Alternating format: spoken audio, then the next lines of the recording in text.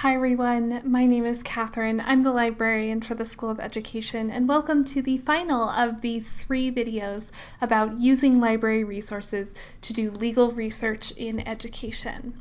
In this video, we'll go over finding journals by title. So finally, I'm going to show you how to find specific journals by title. And this is something that students struggle with a lot, so I always like to demonstrate it in these videos so y'all know how to do this if you need to. So from the library's homepage, we'll come up to this little menu bar and go ahead and click on Find. Once we click Find, we'll click Journals by Title, and that'll take us to a page that'll show us the main topics and disciplines in which we have journals. So we could go ahead and click on education and see all of those scholarly journals that deal with education or even law. But if we want to get a bit more specific, we can use the search box to either search for a specific title of a journal or a subject of a journal. So I'm going to start by looking for the Journal of Autism and Developmental Disorders. I'll go ahead and click on Search. And we'll see that we have full text access via a couple different databases to the Journal of Autism and Developmental Disorders.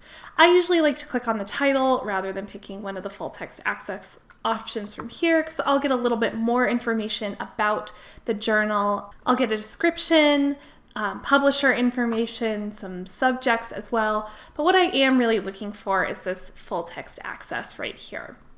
So I can see here next to each option that I have for viewing the journal is that each of these options have a full text delay of 1 year. So I'll only be able to see articles that were published up to 1 year ago. So if I click on Academic Search Ultimate, it'll take me to the publication details for the journal.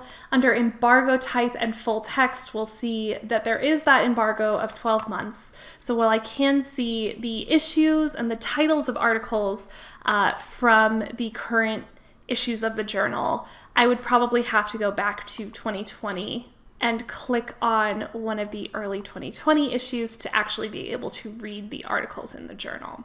So that's something to look out for. You may be able to see the title of the article in the most recent issues of the journal, but you won't have those options for full text. So PDF full text or full text finder to actually see the article itself. So back on our journals by title page, if I don't know the title of the journal for which I'm searching, I can just go ahead and enter a few search terms the same way we'd enter them in any other database. I'm just going to search for special education.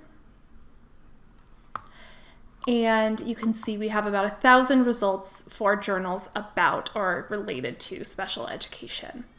I can limit my results to just peer-reviewed journals. Sometimes some journals will come up in here that aren't peer-reviewed, or other times we'll have electronic documents come up that aren't quite what we're looking for. So if we limit that down, we've got about 73 peer-reviewed journals related to special education. It's actually a pretty wide number. This subject filter can have a really good influence on my search. If I need to narrow my search, but I'm not quite sure how I'd like to do that, I can look at these subjects. You can see that one of our subjects is language arts education, and it seems that we have one journal that specifically covers special education and language arts education. I could go ahead and narrow to just that one journal if I wanted to take a look, or I could browse through my list of results to find a journal that might fit my needs. This is really helpful, again, in letting you know kind of what issues are being discussed or what scholarship is being published in your broader subject. So I would use broader keywords when you're searching for journals by keyword, because often these have much broader titles and they have fewer subjects applied to them. And of course, it doesn't search the full text of every article in the journal. It just searches the name of the journal, a brief description, and very, very, very few subjects. If you have questions about searching for a specific journal, or if we don't have access to a journal that you might need to complete your research, that's a great time to contact a librarian. I can help you get access to articles from specific journals that we may not subscribe to, or I can help you find a journal that might fit your purposes.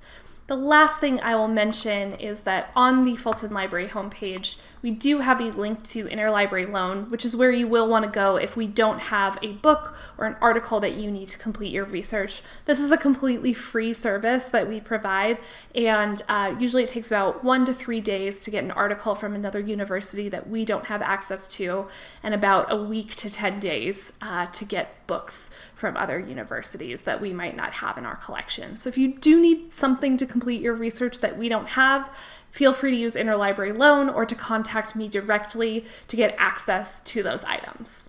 Okay, those are the basics for doing legal research in the School of Education.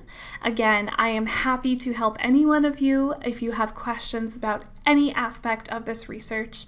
I know being in an online class can be difficult. It can feel like there's no one there to support you, but please do remember that librarians are here to help you every step of the way with research, whether you need help with topic development, choosing keywords, finding good sources, or actually using those sources in an assignment.